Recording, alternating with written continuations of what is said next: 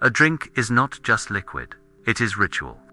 It is the choice of what you allow into your body when you are thirsty, what you reach for when you need comfort, what you pour when you need clarity or escape, or simply a moment to pause. The drink you choose reveals not what you taste, but what you are seeking. What you believe will fill you. What you think will quench the thirst that has nothing to do with your throat. Today, we invite you to choose, not what sounds good, but what feels true. Before you are for drinks, black coffee in a small, simple cup, green tea in a clear glass teapot, red wine in an elegant crystal goblet, and clear water in a plain, unadorned glass. Do not choose what seems most sophisticated. Do not select what you think makes you look wise or refined. Do not pick what you believe others would choose for you. Instead, notice which drink you reach for without thinking. Which one your body recognizes before your mind can explain why. Which one feels like the answer to a question you have been asking all day. Alan Watts once said that you are not a stranger in this universe. So choose the drink that feels like coming home to a thirst you have been carrying all along. Your choice is made. Now, let us see what it reveals about the thirst you are trying to quench. If you chose the black coffee, you do not want comfort, you want clarity. You reach for the small cup of bitter darkness because you need to be alert, focused, present. You have no time for rituals that take too long or flavors that distract from the function. Coffee is not about pleasure for you. It is about waking up, about staying awake, about pushing through when your body wants to rest. This is your relationship with life. You do not indulge, you do not linger. You do what needs to be done, fueled by the bitter truth that comfort is a luxury you believe you cannot afford. The black coffee is pure, unadulterated stimulation. No sugar to soften it. No cream to make it easier to swallow. Just the raw, dark reality of what is required to keep going. People respect your discipline, your intensity, your refusal to slow down or soften or make things easier than they are. You are the black coffee, concentrated, powerful, uncompromising. You have accepted that the things worth doing are not always pleasant, and you do them anyway. You drink black coffee because you are running on will. And will, unlike energy, does not run out as long as you keep forcing yourself forward. But the black coffee carries a bitterness that is slowly corroding you. Because when you are always pushing, you are never resting. When you are always alert, you are never at peace. When you are always functioning, you are never actually living. You have confused productivity with purpose.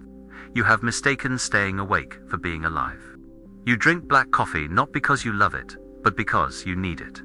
And that need has become so constant that you no longer remember what it feels like to not be running on stimulation. To not be forcing yourself to stay present when your body is begging you to stop. The black coffee is bitter, and you have convinced yourself that bitterness is honesty, that anything sweet would be a lie, that to soften the edge would be to lose the edge.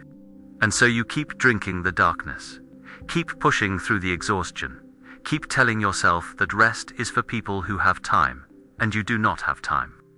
Watts would ask you, what are you running from? What are you staying awake to avoid?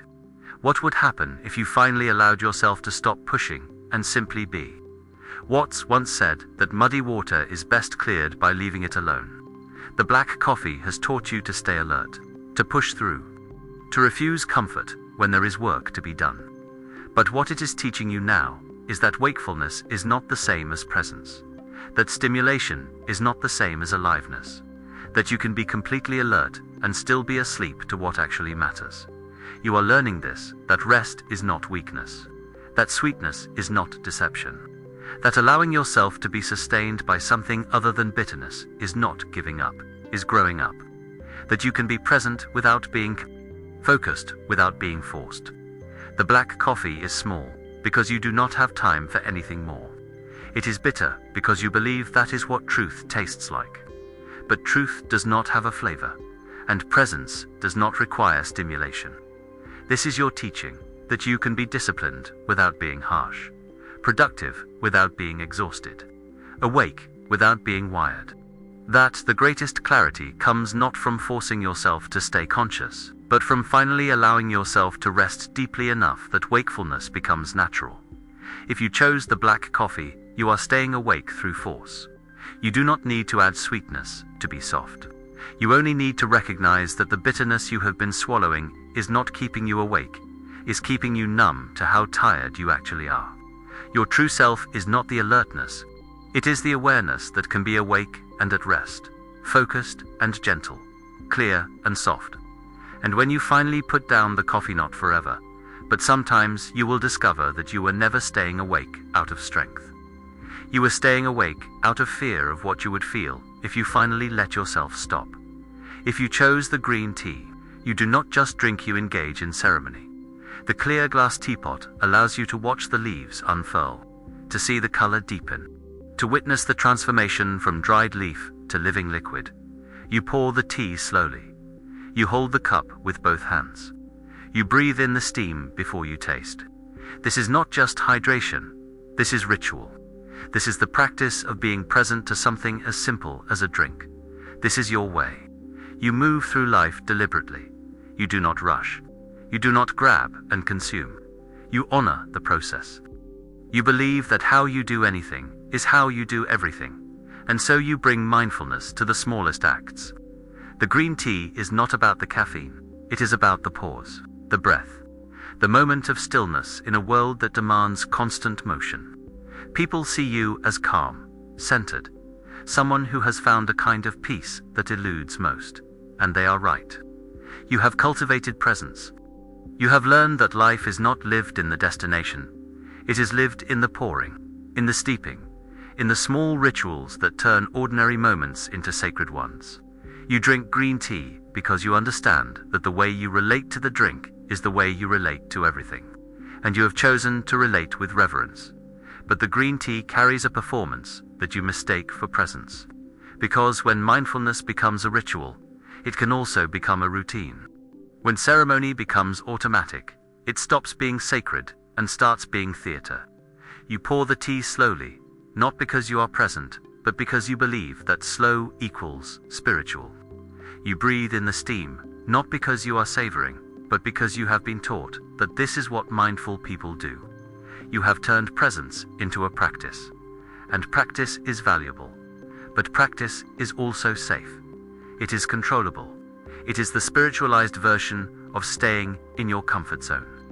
You pour green tea in the glass teapot because it looks like enlightenment. But looking like something is not the same as being it. The green tea allows you to feel spiritual without taking any real risks. You can sit with your ceremony, perform your mindfulness, engage in your rituals, and never actually have to face the chaotic, uncontrollably messy reality of being alive. You can be present to the tea while being completely absent from your actual life. Watts would ask you, are you being present or are you performing presence? Are you engaging in ceremony because it brings you peace, or because it allows you to avoid the things that disturb your peace? Watts taught that the menu is not the meal, but he also said you cannot eat the menu. The green tea has taught you to slow down, to bring awareness to simple acts, to find peace in ritual. But what it is teaching you now is that presence is not a performance. That mindfulness is not about how slowly you pour. It is about being fully alive to whatever is happening, whether it is sacred or mundane, beautiful or ugly, controlled or chaotic. You are learning this, that you can be present without ritual, that you can be mindful without ceremony, that real awareness does not require a glass teapot and perfect lighting. It only requires your willingness to be here fully, with whatever is actually happening. The green tea is clear, so you can watch the transformation. But you have been so focused on watching that you have forgotten to taste. So focused on the ritual that you have forgotten why you started the ritual in the first place. This is your teaching, that you can honor simplicity without making simplicity into another complex practice. That you can be present without performing presence. That the most mindful thing you can do is sometimes grab the drink and consume it without ceremony. Trusting that presence is not about how you drink it, is about whether you are actually here. If you chose the green tea, you have found peace in ritual. You do not need to abandon ceremony to be real. You only need to stop using mindfulness as a way to avoid the parts of life that are not calm, not controlled, not suitable for your glass teapot. Your true self is not the ritual. It is the awareness that can be present with or without ceremony, mindful in chaos and in calm. And when you finally allow yourself to be present to what is messy, what is uncontrollable, what cannot be steeped slowly, will discover that you were never cultivating presence. You were only cultivating the appearance of it. And appearance is not the same as being. If you chose the red wine, you do not just drink, you experience. The crystal goblet catches the light. The deep red liquid speaks of richness, of depth, of something that has aged and transformed into complexity. You do not drink wine for hydration. You drink it for the experience, for the way it loosens what is tight, for the ritual of opening, pouring, swirling, tasting, for the permission it gives you to slow down and feel. This is your relationship with pleasure. You believe that life is meant to be savored, that beauty matters, that the vessel is as important as the contents. You are drawn to experiences that engage all the senses. You want the aesthetic, the ambience, the feeling of being in a moment that feels elevated above the ordinary. People see you as someone who knows how to enjoy life, who does not deprive themselves, who understands that pleasure is not frivolous, is essential. You drink red wine because you refuse to live a life that is only functional, only practical, only about getting through. You want the richness, the complexity, the depth. You reach for the crystal goblet because you believe that what you drink from matters as much as what you drink. And you are right. Context shapes experience. And you have chosen to live in a context that honors beauty. But the red wine carries an indulgence that can become a hiding place. Because when pleasure becomes your primary value, you can start avoiding anything that is not pleasurable. When comfort becomes your compass, you can begin to mistake numbing for enjoyment. When the ritual of the wine becomes more important than what you are drinking it to avoid, you have stopped savoring and started escaping. You tell yourself you are enjoying life, but what you are really doing is curating a life that feels enjoyable while avoiding the parts that do not. You drink the wine to soften the edges, to make the difficult conversations easier, to blur the sharp truths you do not want to face, and you call it savoring when it is really just avoiding with style. The red wine in the crystal goblet is beautiful, but beauty can be a distraction. Pleasure can be a drug, and you have been using both to create a life that looks rich but feels hollow. Because true richness is not about how much pleasure you can experience. It is about how fully you can be present to all of life, including the parts that are not pleasurable. Watts would ask you, are you savoring life, or are you numbing yourself to it? Are you indulging in pleasure, or are you using pleasure to avoid pain? And what would happen if you put down the wine and faced what you have been drinking to forget? Watts once said that you are not a drop in the ocean, you are the entire ocean in a drop. The red wine has taught you that pleasure is valuable, that beauty matters, that life is meant to be experienced, not just endured. But what it is teaching you now is that true richness includes everything, not just the pleasurable, not just the beautiful, but the bitter, the difficult, the painful. You are learning this, that you can enjoy without escaping, that you can savor without avoiding, that the deepest pleasure comes not from drinking wine to soften life, but from being so present to life that you do not need anything to soften it. The crystal goblet is beautiful, but it is also fragile. It breaks easily. And you have been so careful to keep it from breaking that you have stopped actually living. You have created a life of curated moments, beautiful experiences, carefully chosen pleasures. And somewhere in the curation, you lost the rawness that makes any of it matter. This is your teaching, that you can value beauty without making beauty the only thing you value. That you can seek pleasure without using pleasure to hide from pain. That the red wine is richest when you drink it, not to escape, but to celebrate being alive even in the midst of what is not beautiful. If you chose the red wine, you are seeking richness. You do not need to stop savoring life. You only need to stop using pleasure as a way to avoid the parts of life that are not pleasurable. Your true self is not the indulgence. It is the awareness that can experience pleasure and pain, beauty and ugliness, without needing to escape into either.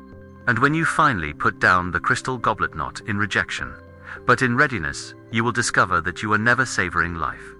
You are only avoiding death. And the moment you stop avoiding is the moment you start living. If you chose the clear water, you have stripped away everything unnecessary. The plain glass holds nothing but clarity, no flavor, no color, no complexity, just water. Pure, simple, essential. You do not reach for water because it is exciting. You reach for it because it is what your body actually needs. Everything else is decoration. Everything else is distraction. Water is the only drink that requires nothing from you and gives you everything. This is your wisdom. You have learned to distinguish between what you need and what you think you need, between what nourishes and what merely stimulates. You do not need the bitterness of coffee, the ritual of tea, or the indulgence of wine. You need hydration, clarity, the most basic form of sustenance. People do not always understand your simplicity. They mistake it for lack of depth. They think you are missing out because you have chosen the plain glass of water while they are savoring their complex drinks. But you know something they do not. You know that the simplest thing is often the truest thing. That clarity does not require decoration. That what you need is already here. You drink water because you have stopped pretending that anything else will satisfy the fundamental thirst. You have tried the coffee, the tea, the wine, and you have discovered that they all leave you wanting. Only water actually quenches. But the clear water carries a danger that looks like wisdom. Because when you strip away everything, you can also strip away what makes life worth living. When you reduce everything to function, you can forget that humans are not just bodies that need hydration. They are beings that need beauty, ritual, pleasure, complexity, and you have eliminated all of it in the name of essentialism. You tell yourself you have found clarity, but what you have really found is emptiness. You drink water not because it is what you need, but because you have decided that needing anything more would make you weak, dependent, distracted from what is essential. The plain glass of water is efficient, but efficiency is not the same as living. You have optimized your life down to its most basic functions, and in doing so, you have eliminated everything that made it feel like a life. You hydrate, but you do not savor. You function, but you do not feel. You survive, but you do not thrive. Watts would ask you, is this simplicity or is this avoidance? Have you found the essential, or have you just given up on everything that requires effort? And what are you really stripping away, the unnecessary, or the things that would require you to be vulnerable? Watts taught that the biggest ego trip is getting rid of your ego, and the second biggest is pretending you do not need anything. The clear water has taught you that simplicity is powerful, that clarity is valuable, that you do not need complexity to be nourished. But what it is teaching you now is that being human is messy, that needing more than water is not weakness, it is what makes you alive. You are learning this, that you can be simple without being empty, that you can value clarity without eliminating everything else, that the water is essential, but so is the coffee that wakes you, the tea that brings you peace, the wine that helps you celebrate. All of it is part of being human. And being human is not a problem to be solved by reduction. The plain glass holds only water because you have decided that anything more would be unnecessary. But who gets to decide what is necessary? Your body needs water, but your soul needs beauty. Your mind needs stimulation. Your heart needs ritual. And you have been starving all of them in the name of simplicity. This is your teaching, that you can honor the essential without making the essential the only thing. That you can drink water and still allow yourself the coffee when you need clarity, the tea when you need peace, the wine when you need to celebrate. That simplicity is not about elimination, it is about knowing what actually matters. And what matters includes more than just survival. If you chose the clear water, you have found what is essential. You do not need to complicate your life. You only need to stop using simplicity as an excuse to avoid the complexity of being fully human. Your true self is not the water. It is the awareness that can need water and wine, clarity and complexity, simplicity and richness. And when you finally allow yourself to be thirsty for more than just hydration, for beauty, for pleasure, for the messy experience of being alive, you will discover that you were never seeking simplicity. You were only protecting yourself from wanting. And the moment you allow yourself to want is the moment you become free. A drink is never just a drink. It is a relationship with need, with thirst, with what you believe will fill you. Carl Jung understood that what we reach for reveals what we believe we lack. The black coffee for those who fear rest, the green tea for those who perform presence, the red wine for those who avoid pain through pleasure, the clear water for those who have eliminated everything, including the things that make life worth living. But Alan Watts would remind you, you are not the drink. You are not the thirst. You are not even the reaching. You are the awareness that can drink anything or nothing, that can be thirsty and satisfied, needing and complete, empty and full. The test was never about which drink you chose. It was about recognizing that the thirst you are trying to quench is not in your throat. It is in your belief that something outside you will finally make you whole. And the truth is, nothing will. Not coffee, not tea, not wine, not water. Because you are already whole. The thirst is the illusion, and the drink is just another way of avoiding the recognition that you were never actually thirsty. So what now? Perhaps you recognized yourself in the drink you chose. Perhaps you saw the thirst you have been trying to quench. Perhaps you felt uncomfortable because the drink revealed that you have been reaching for something that cannot actually fill you. All of this is the seeing. You are not here to find the right drink. You are here to recognize that no drink will ever be enough. Not because the drinks are inadequate, but because the thirst they are meant to satisfy does not exist. Today you chose one drink. Tomorrow you may choose another. Not because you are wrong, but because you are learning. Because the one who drinks bitter coffee is learning to rest. Because the one who performs presence is learning to be real. Because the one who seeks pleasure is learning to feel pain. Because the one who has stripped everything away is learning to want again. Do not make the drink your identity. Let it show you what you have been seeking, and then put down the glass. Because the truth is, you are not the black coffee, not the green tea, not the red wine, not the clear water. You are the awareness that can drink anything without being defined by it. The presence that remains, regardless of what passes through. And that presence is already quenched. It always has been. It is only waiting for you to stop reaching long enough to notice. Alan Watts once said, "Trying to define yourself is like trying to bite your own teeth." Today, you chose a drink. But the drink was not the point. The point was to see what thirst you were trying to quench. What you believe is missing. What you think will finally fill you. The drink revealed your strategy. But it cannot satisfy what you are actually seeking. Because what you are seeking is not in any cup. So drink your coffee, or your tea, or your wine, or your water. But never forget, you are not thirsty. You only believe you are.